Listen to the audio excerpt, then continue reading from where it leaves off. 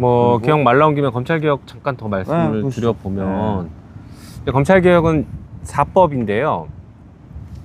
첫 번째가 검찰청을 폐지하는 법입니다. 기존 검찰청을 없애야 되잖아요. 검찰청 폐지 법안, 이게 핵심입니다. 검찰청 폐지하는 게. 네. 우리 헌정사에서 한 번은 이렇게 잘못한 조직은 없어진다라는 교훈을 남겨놔야 돼요. 그래야 새로 생긴 조직도 기존 검찰에 대해서 거리두기를 하고 그쪽의 잘못을 지적할 수가 있게 됩니다. 그래서 검찰청 폐지하고 나면 검찰이 가지고 있던 기소권과 수사권을 각각의 기관에 보내야 되는데, 기소권은 공소청에 두는 것으로, 그리고 이 공소청은 법무부 소속으로 둡니다.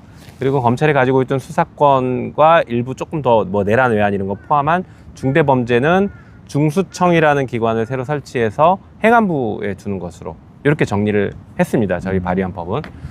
자, 이렇게 되면은 행안부 밑에 경찰 있고 중수청이라는 중요한 범죄를 수사하는 기관이 생기면 행안부가 너무 비대해지고 수사기관이 너무 한 곳에 집중되어 있는 거 아니냐라는 우려들이 생길 수 있거든요. 그래서 이런 것들을 조정하고 효율적으로 관리 감독하기 위해서 국가수사위원회라는 것을 별도로 신설을 합니다. 이 국가수사위원회는 국무총리 직속기구로 만들고요. 그리고 위원 11명 정도가 각각 주체를 달리해서 추천해서 만드는 이 위원회가 수사기관 간에 뭐 분쟁이 생기거나 관할에 대한 어떤 다툼이 생기면 이걸 조정해 줍니다. 대표적으로 이번 내란 수사할 때 윤석열에 대한 수사를 공수처가 하냐, 검찰이 하냐, 국수본이 하냐 막 다툼이 있지 않았습니까? 이런 것들을 정리해주는 기관이라고 보시면 돼요. 그리고 수사하는 과정에서 각종 이의 제기들을 할 게 있어요. 나 왜 빨리 수사 똑바로 안 해? 신속하게 안 해?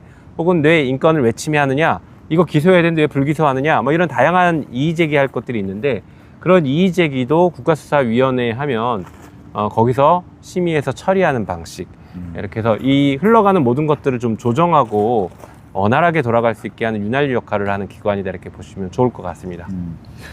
과거부터 이제 얘기됐던 부분인데, 아무리 이제 수사 기소를 분리해놔도 약간 그 시민 참여에 의한 통제를 얘기하시는 분들이 많잖아요. 그렇죠. 그래서 뭐 이름이 어떻게 됐든 수사심의위원회든 뭐든 이름이 어찌 됐든 약간 시민들이 참여할 수 있는 구조를 좀 만든다든지, 공소에 관련돼서도 맞아요. 약간 시민 참여해서 관련 제도를 만든다든지 하는 것도 고민해 보면 좋을 것 같아요. 진짜 좋은 말씀이고, 그래서 법에 일단은 넣어뒀습니다. 그 수사심의위원회가 별도로 있어서 수사와 관련돼서 심의하는 것을 시민들이 참여해서 결정하게 하는 것이 있고요. 외부인의 비율을 절반 이상으로 하도록 했습니다. 그리고 검사의 기소권과 관련해서는 공소심의위원회를 공소청에 두는데, 이것도 외부인이 절반 이상을, 과반수 이상을 두게 해서 시민이 직접 참여해서 검찰권을 견제하고 통제하고, 수사 관련해서도 시민이 참여해서 견제하고 통제하는 이런 방식을 취해놨습니다. 그렇게 하고 이제 헌법을 조금 바꿀 수 있으면 그렇죠. 국민참여재판을 실제로 하고, 맞아요. 그렇게 되면 사법에 대해서는 굉장히 많은 국민 통제가 가능하겠네요. 그렇죠. 그러니까 그동안에 국민주권이 관통하지 않은 영역이 사법 영역이었어요. 행정과 그 입법은 국민주권이 관통하거든요. 어떻게 관통하느냐? 여러분들이 대통령 뽑고 국회의원 뽑지 않습니까? 맞아요. 예, 행정과 입법은 국민이 직접 대표자를 뽑기 때문에 국민주권을 관철시키는데, 이 사법 영역은 국민주권에서 완전히 멀어져 있었죠. 그래서 국민주권이 통할 수 있게 만드는 게 사법개혁의 본질이고 방향이죠. 맞아요. 전 많은 분들이 모르시는데, 법관들도 뭐 대법원장이 사실은 다 자지우지할 수 있는 폐쇄적 구조가 되어 있거든요. 그렇죠. 맞아요. 그런 것도 좀 바꾸면서 재판에도 좀 참여할 수 있게 하면은 굉장히 국민주권이 이제 입법, 행정을 넘어서 이제 사법까지 좀 관철이 되는 그런 모습을 볼 수 있을 것 같습니다. 네. 이런 것들을 최대한 빨리 할 수 있는 것들을 좀 빨리 했으면 좋겠다라는 생각을 가지고 있고, 그래야 혼란도 줄일 수 있고 성공할 수도 있을 것 같아요. 그렇죠. 맞아요. 그리고 요 그림만 잠깐 보여드려야 될 것 같은데, 자, 여기 수사 절차 흐름도라는 것이 있어요. 네, 기관을 어떻게 만들고, 이 그림은 이미 이제 언론 보도를 통해서 보도가 좀 됐을 겁니다. 이 그림을 뭐 자세히 보시라는 의미에서 말씀드리는 건 아니고, 그동안에 우리가 수사권 조정과 검찰의 수사기소 분리 일부를 문재인 정부 때 달성했잖아요. 했음에도 불구하고 여러 가지 문제가 발생하고 있고 뭐 핑퐁이니 그런 등등 여러 가지 문제가 발생하고 있다라고 해서 현장에선 불편을 많이 호소하고 계신데 그런 것들을 해결하기 위한 다양한 그림들, 그러니까 그런 절차들을 우리가 다 설계해 놨다. 꼼꼼하게 설계해 놨다라는 것을 말씀드리기 위해서 이 그림을 좀 보여드린 겁니다. 그래서 이런 설계 하에 법을 만들어 갈 것이고요. 지금 검찰개혁 4법은 조직법이에요. 조직을 어떻게 만들겠다라는 법입니다. 그래서 이 조직을 만드는 것이 확정이 되면 이 각 조직 간의 수사는 어떻게 하고 어떻게 돌아갈지 이것을 일종의 혈액 기능을 하는 이런 법들은 이제 수사절차법이나 형사소송법 이런 것들인데 그런 절차와 관련된 법들은 그 이후에 다시 손을 볼 겁니다. 유예기간 1년 동안에. 그래서 뭐 현장에서 여러 가지 문제가 발생하는데 지금 검찰개혁 4법은 그거를 놓치고 있다라는 등등의 검찰개혁을 반대하는 사람들의 논리가 쫙 퍼져 나올 수 있는데 아니다라고 분명하게 말씀해 주셔도 됩니다.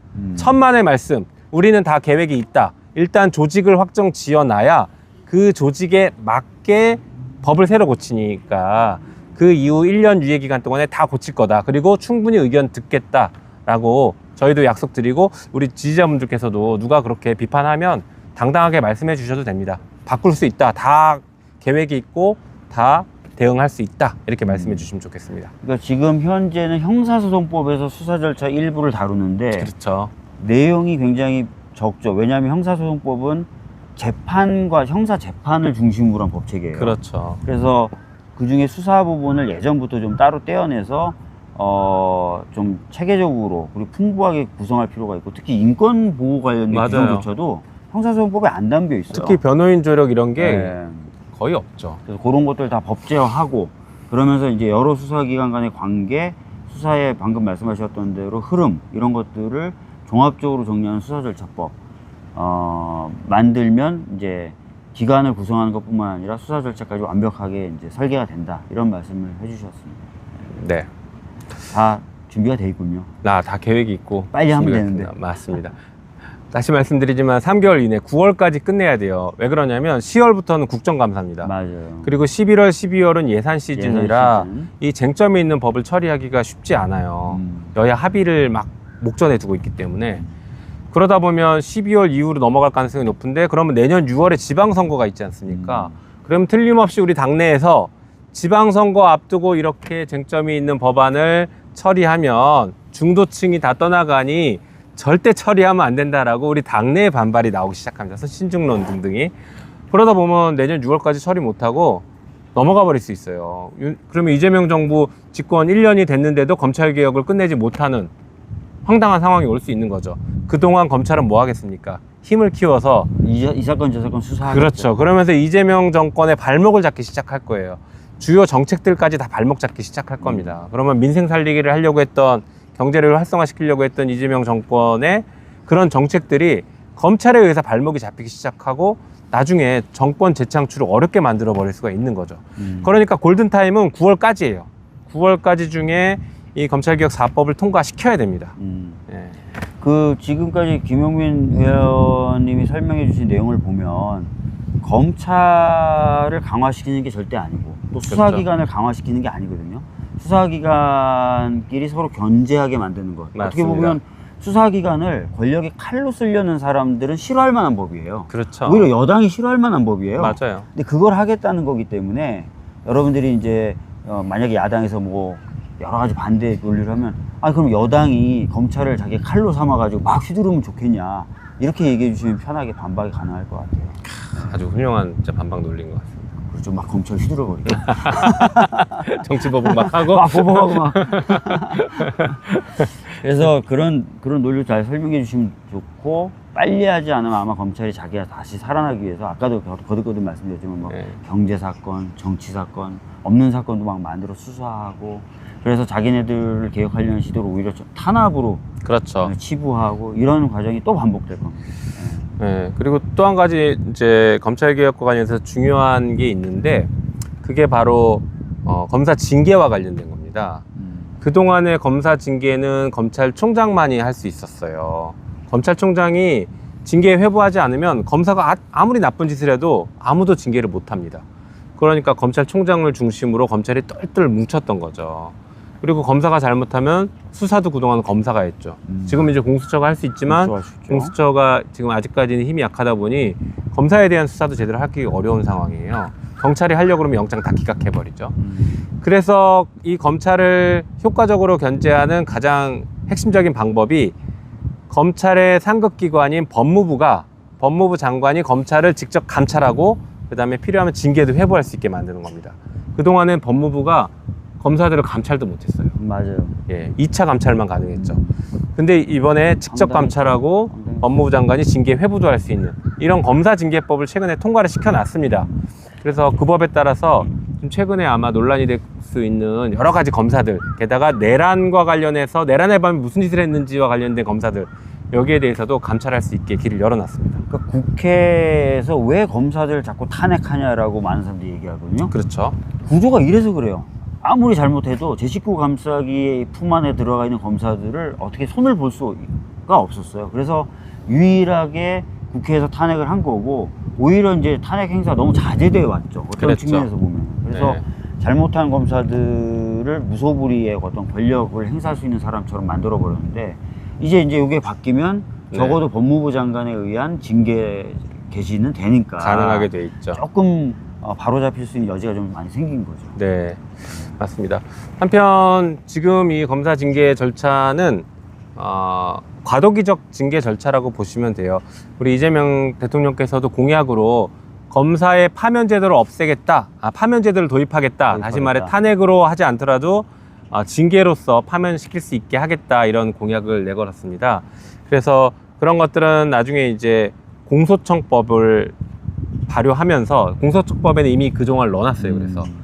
그래서 그 파면에 의하지 않고는 직무 배제가 되지 않는 이런 것, 신분보장 규정이 있는데 그 신분보장 규정을 아예 드러내버렸습니다. 그래서 파면할 수 있도록 해놨는데 그것은 공소청을 만들면서 검사 징계법도 자연스럽게 없애고 그리고 일반 공무원 징계 절차로 전환시키는 이 과정이 있어야 됩니다. 그래서 이 과정은 어느 정도 시간이 걸리기 때문에 이거를 설계해서 나아가고 제도를 정착시키는 시간을 벌기 위해서 과도기적으로 법무부 장관이 일단 직접 감찰하고 직접 징계할 수 있게 하자부터 포석을 하나 뒀다, 이렇게 이해해 주시면 좋겠습니다. 그러니까 기관 구성에 관련된 법이 통과돼도 실질적으로 시행되는데 1년에서 조금 더 걸릴 수도 있겠죠. 걸릴 수도 있죠. 그러니까 그 사이에는 법무부 장관이 이제 소위 말하는 문민 네. 통제, 예. 문민 통제를 통해서 검찰이 이제 엇나가지 않도록 잡고 이런 작업을 하겠다. 그리고 공수처 관련돼서 좀 강화시켜야 되는 거 아니냐는 얘기도 좀 나오는데, 그 부분에 대해서는 어떻게 생각하세요? 공수처도 당연히 강화해야겠죠. 네. 그거는 이제 우리 대통령의 공약이기도 하셨잖아요. 맞아요. 했죠. 네. 그래서 공수처의 수사 인력도 늘리고 그리고 뭐 예산도 더 증원하고 그다음에 그 권한 같은 것들을 조금 더 집어넣을 필요가 돼요. 있어요. 네. 예를 들면 이번에 내란죄 수사권이 없었다. 그래서 공수처가 수사할 수 있냐 없냐 고민하셨는데, 왜 공수처법에 내란이 없는지 아십니까? 이유는 단 하나입니다. 대통령이 내란 저질릴지 몰랐어요. 이 법 만들 때. 이게 예상하지 못한 일이 발생한 거예요. 그러니까 사실 법을 만들 때 그렇게까지 예상하고 만드는 게 원래는 맞지만 좀 너무했잖아요. 그렇게까지 만드는 것은. 사실 넣는 거 어렵지 않았을 텐데, 그때 제가 그러니까. 협상을 했는데 그렇죠. 상상이 안 됐던 거예요. 그러니까요. 특히나 이제 그때 문재인 정부 때였는데 네. 문재인 대통령이 내란을 저지른다, 이거 상상을 할 수 없는 일이잖아요. 네. 그러니까 내란죄는 그냥 자연스럽게 거기에 집어넣지 않았던 거예요. 근데 이제 공수처법 개정할 때 내란 부분을 집어넣는 것도 한번 고민해 볼 필요는 있죠. 이제는 모든 게 가능하다, 모든 걸 염두에 둬야 된다, 이런 정신이 아니라 꼼꼼하게 네. 디테일을 다 챙겨가면서 좀 맞아요. 법안 개정 및 제정 작업이 좀 이루어져야 될 것 같아요.